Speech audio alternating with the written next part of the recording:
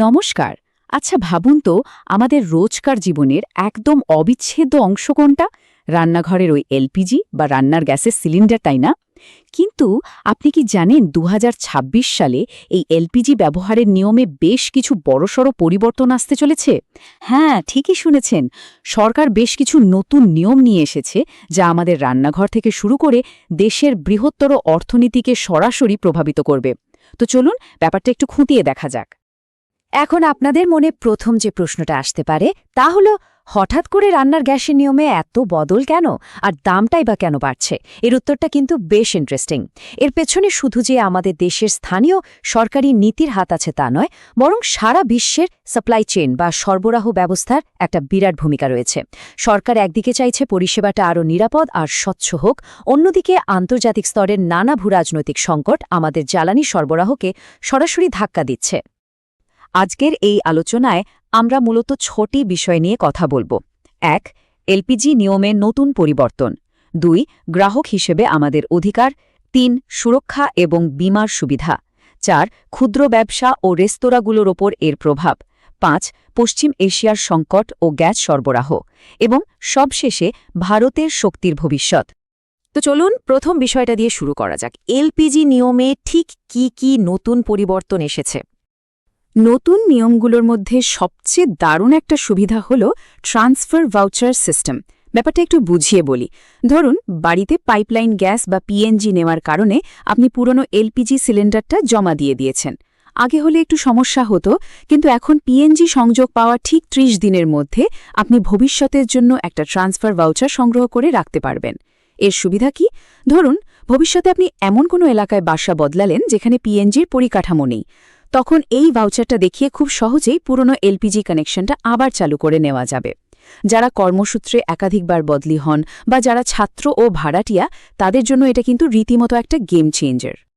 এবার আসি সিলিন্ডার বুকিংয়ের কথায়। এখানেও একটা বড় আপডেট আছে।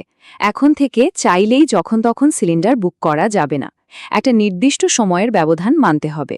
শহর অঞ্চলে আগে দুটো বুকিংয়ের মধ্যে ২১ দিনের গ্যাপ লাগত, এখন সেটা বাড়িয়ে ২৫ দিন করা হয়েছে। আর গ্রামের দিকে এই সময়সীমাটা হলো ৪৫ দিন। মূলত সরবরাহ ব্যবস্থাকে আরও সুশৃঙ্খল করতে এবং কালোবাজারি রুখতেই এই পদক্ষেপ নেওয়া হয়েছে।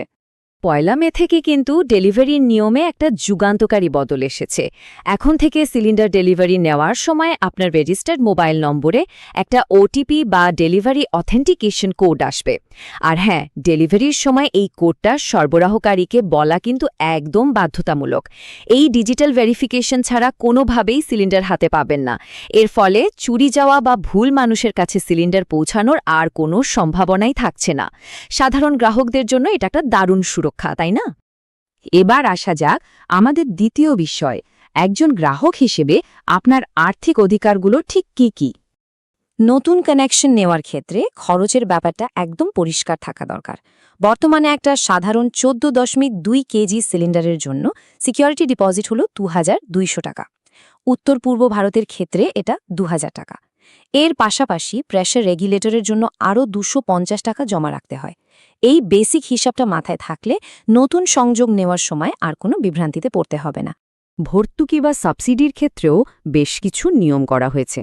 যারা প্রধানমন্ত্রী উজ্জ্বলা যোজনার সুবিধা পান, তাদের জন্য বায়োমেট্রিক ইকেওয়াইসি করানো একদম বাধ্যতামূলক।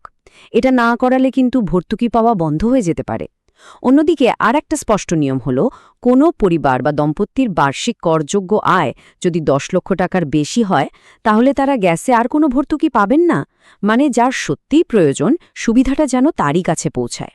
আমাদের তৃতীয় আলোচনার বিষয় হল সুরক্ষা এবং বীমা সুবিধা। এই বিষয়টা নিয়ে কিন্তু আমাদের অনেকেরই একটা ভুল ধারণা আছে।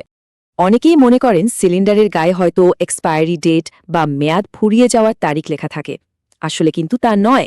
এলপিজি সিলিন্ডারের কোনো এক্সপায়ারি ডেট হয় না। এই যেটা থাকে সেটা হলো টেস্ট ডিউ ডেট। সিলিন্ডারের উপরের দিকে দেখবেন A2026 বা এরকম কিছু অ্যালফা নিউমেরিক কোড লেখা থাকে। এই কোডটা আসলে বোঝায় যে ঠিক কবে ওই সিলিন্ডারটাকে ল্যাবরেটরিতে ফিজিক্যাল সেফটি টেস্টের জন্য পাঠাতে হবে। ডেলিভারি নেওয়ার সময় এই কোডটা একবার চোখ বুলিয়ে নেওয়া পরিবারের সুরক্ষার জন্যই ভীষণ জরুরি। সুরক্ষার কথায় যখন এলামই, তখন বীমার বিষয়টা জেনে রাখা ভালো। দুর্ভাগ্যবশত গ্যাস সিলিন্ডার থেকে কোনো দুর্ঘটনা ঘটলে ক্ষতিগ্রস্ত ব্যক্তি বা তার পরিবার কিন্তু বাধ্যতামূলক বীমা কভার পান। ব্যক্তিগত দুর্ঘটনা বীমা হিসেবে জনপ্রতি ৬ লক্ষ টাকা পর্যন্ত পাওয়া যেতে পারে। এছাড়া চিকিৎসার খরচের জন্য ইভেন্ট প্রতি ৩০ লক্ষ টাকা পর্যন্ত কভার রয়েছে, যেখানে ব্যক্তি প্রতি সর্বোচ্চ ২ লক্ষ টাকা পাওয়া যায়। এই তথ্যগুলো কিন্তু সবার জানা উচিত। এবার আমাদের ৪ নম্বর পয়েন্টে যাই। ক্ষুদ্র ব্যবসা ও রেস্তোরাঁগুলোর ওপর এই নিয়মের এবং দামের কি প্রভাব পড়ছে। প্রাইমাস পার্টনার্সের একটি রিপোর্ট অনুযায়ী এই যে এলপিজির দাম আর সরবরাহর এত ওঠানামা, এ প্রভাব শুধু যে আমাদের বাড়ির রান্নাঘরে আটকে আছে তা নয়, এটা আক্ষরিক অর্থেই রেস্তোরাঁ, ছোট কারখানা থেকে শুরু করে পুরো অর্থনীতিতেই একটা বড় সড় চাপ তৈরি করছে। ভাবুন তো, ঘরোয়া সিলিন্ডারের দাম যেখানে হয়তো ৬০ টাকার মতো বেড়েছে, সেখানে কমার্শিয়াল বা বাণিজ্যিক সিলিন্ডারের দাম কিন্তু বেড়েছে লাফিয়ে লাফিয়ে। এর ফলে সবচেয়ে বেশি বিপদে পড়েছে ক্ষুদ্র ও মাঝারি উদ্যোগগুলো, এমএসএমই। পাড়ার ছোট রেস্তোরাঁ বা খাবারের দোকানগুলোর প্রতিদিনের পরিচালন ব্যয় বা অপারেশনাল কস্ট মারাত্মকভাবে বেড়ে গেছে। জ্বালানির এই বাড়তি দাম তাদের লাভের অঙ্ক কমিয়ে দিচ্ছে, যা ব্যবসার প্রসারে একটা বড় বাধা। আমাদের ৫ নম্বর বিষয় হল পশ্চিম এশিয়ার সংকট। আচ্ছা, জিনিসপত্রের দাম এত বাড়ছে কেন জানেন কি? চলুন বিশ্ব রাজনীতির দিকটা একটু দেখি। একটু পরিসংখ্যানের দিকে তাকানো যাক। আমাদের দেশে ৩৩ কোটি পরিবার এলপিজির ওপর নির্ভরশীল, কিন্তু এই বিশাল চাহিদার মাত্র ৪০% গ্যাস আমরা নিজেদের দেশে উৎপাদন করতে পারি। বাকি ৬০% গ্যাসই আমাদের বিদেশ থেকে আমদানি করতে হয়, যার বড় অংশই আসে পারস্য উপসাগরীয় দেশগুলো থেকে। অন্য দেশের ওপর এই বিশাল নির্ভরতাই কিন্তু আমাদের মূল চিন্তার কারণ। আর এই সাপ্লাই চেইনের সবচেয়ে দুর্বল জায়গাটা কোথায় জানেন? আমাদের মোট আমদানিকৃত এলপিজির প্রায় ৯০%ই আসে মানচিত্রে দেখতে পাওয়া ওই হরমুজ প্রণালী দিয়ে। এই মুহূর্তে পশ্চিম এশিয়ায় যে যুদ্ধ আর অশান্তি চলছে, তার ফলে ওই সামুদ্রিক পথ দিয়ে জাহাজ চলাচল ভীষণভাবে ব্যাহত হচ্ছে। ওই অঞ্চলের সামান্য কোনো ঝামেলা হওয়া মানেই সরবরাহ ব্যাহত হওয়া, আর তার সরাসরি কোপ এসে পড়ে আমাদের পকেটে। তাহলে এর সমাধান কি? চলুন আমাদের ষষ্ঠ এবং শেষ পয়েন্টে ভারতের শক্তির ভবিষ্যৎ নিয়ে কথা বলি।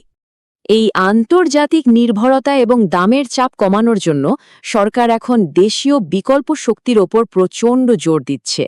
মূলত পাইপলাইন ন্যাচারাল গ্যাস বা পিএনজি এবং কম্প্রেসড বায়োগ্যাস বা সিবিজি হল সেই দীর্ঘমেয়াদী সমাধান। শহরগুলোতে দ্রুত গতিতে পিএনজি লাইন বসানো হচ্ছে। এই বিকল্প জ্বালানিগুলো আমরা যত বেশি ব্যবহার করব, বিদেশের পেট্রোলিয়ামের ওপর আমাদের নির্ভরতা ঠিক ততটাই কমে আসবে। এত সব পরিবর্তনের মাঝে দৈনন্দিন গ্রাহক হিসেবে আমাদের কি করণীয়? খুব সাধারণ দুটো কাজ। ১. আপনার গ্যাস ডিস্ট্রিবিউটরের কাছে গিয়ে নিজের রানিং মোবাইল নম্বরটা আপডেট করিয়ে নিন, যাতে ওটিপি পেতে কোনো সমস্যা না হয়। আর ২. নিজের আধার ইকেওয়াইসিটা ঠিক সময়ে সেরে ফেলুন। এই ছোট্ট দুটো কাজ করে রাখলেই আপনার ভর্তুকি বা নতুন নিয়ম নিয়ে আর কোনো দুশ্চিন্তা থাকবে না। সব শেষে একটা বিরাট প্রশ্ন আপনাদের জন্য রেখে যাই। ২০৪৭ সালের মধ্যে ভারত যখন বিকশিত ভারত হওয়ার স্বপ্ন দেখছে, তখন কি আমরা আমদানির এই শৃঙ্খল পুরোপুরি কাটে উঠে সম্পূর্ণ সবুজ এবং স্বনির্ভর শক্তির দেশে পরিণত হতে পারব? এই পরিবর্তনটা শুধু আমাদের অর্থনীতির জন্যই নয়, বরং জাতীয় নিরাপত্তার জন্য ভীষণ জরুরি। আশা করি রান্নার গ্যাসের এই নতুন নিয়ম আর এর পেছনের বৃহত্তর কারণগুলো এখন আপনাদের কাছে অনেকটাই পরিষ্কার। বিষয়গুলো নিয়ে ভেবে দেখবেন। আজ এখানেই শেষ করছি। ভালো থাকবেন।